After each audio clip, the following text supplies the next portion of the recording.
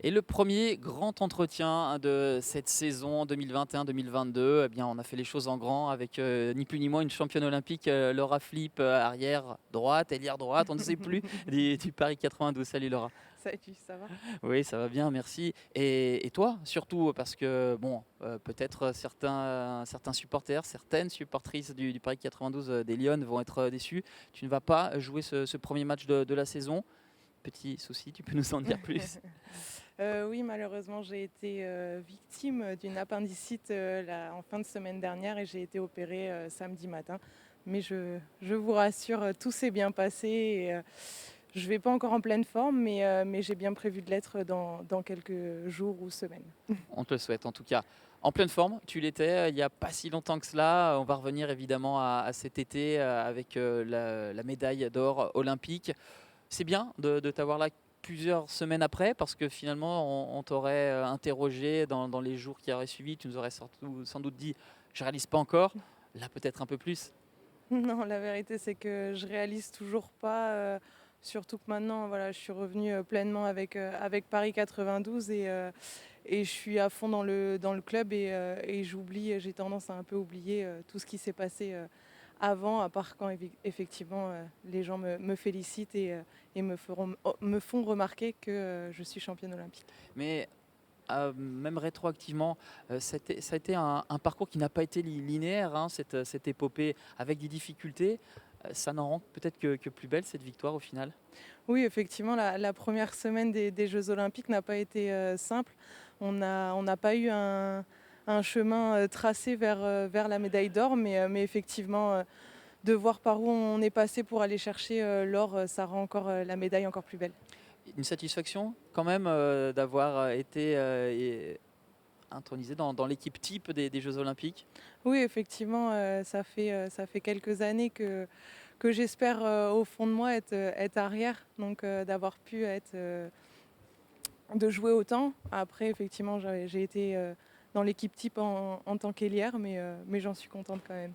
Bon, tu nous le disais, maintenant la tête pleinement tournée vers le Paris 92, avec une saison dernière où finalement vous avez quand même réussi à accrocher l'Europe, à faire de belles choses en dépit des blessures et d'autres aléas. Là, tu arrives, c'est ta deuxième saison avec eh bien, un groupe qui s'est sensiblement stabilisé et avec des recrues de taille. Oui, effectivement, je pense que le recrutement a été très bon. On va pouvoir alterner les jeux et avoir un peu plus de bras de loin. Je pense qu'on s'est bien renforcé et j'ai hâte que la saison commence pour voir ce qu'elle nous réserve. Spécifiquement justement à ton poste, si on parle vraiment stricto sensu d'arrière droite, il y a Maës HK qui est là, qui a donc d'autres qualités que les tiennes, donc ça offre une parfaite complémentarité. Ta percussion, son tir longue distance, et puis surtout la possibilité peut-être de jouer un peu moins de 55 minutes par match.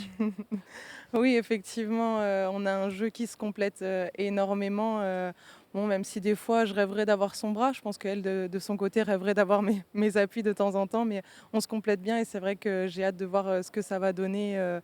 Et effectivement, si je joue un peu moins de 55 minutes, ça me permettrait peut-être d'être un peu plus fraîche dans les moments les plus importants. Parce qu'on avait vu très clairement qu'entre toi et Nadia Offendal, eh bien vraiment le leadership reposait sur vos épaules. Est-ce qu'il y a des moments, même si on te connaît, que tu donnes tout jusqu'à ne plus en pouvoir, là, de dire on est au maximum, et là de se dire maintenant les objectifs qu'on s'était peut-être fixés l'année dernière et qui étaient inaccessibles au vu des joueuses, des moyens mis à disposition, eh bien là peut-être on peut lui toucher du doigt.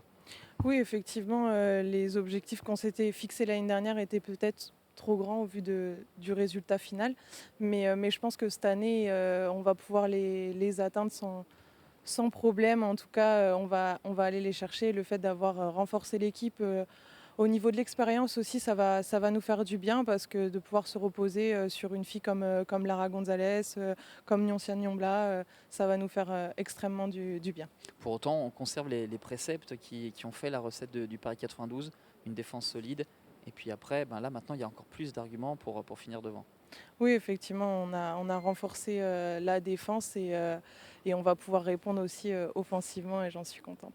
Un match à venir face à Chambray, un petit peu à l'image de toute cette Ligue Butagaz Énergie. Bien sûr, vous êtes renforcé, bon nombre d'équipes, et y compris Chambray. Ton regard sur le match à venir? Effectivement, toutes les équipes, je pense, se sont renforcées. Forcément, hein, je suis pour Paris, on va pas se mentir. Après, avec mon opération, j'ai pas énormément étudié l'équipe adverse, donc je vais pas pouvoir en dire plus. Mais effectivement, on sait que un nom est arrivé. Alexandra Lacrabert, c'est une excellente joueuse, donc forcément, ça va être une plus-value pour cette équipe. Et donc, du coup, une forte opposition pour cette ouverture du championnat pour le Paris 92. Paris 92 Chambray, les outsiders, deux équipes européennes avec de très hautes ambitions. Bien, la vérité du terrain, c'est dans quelques instants.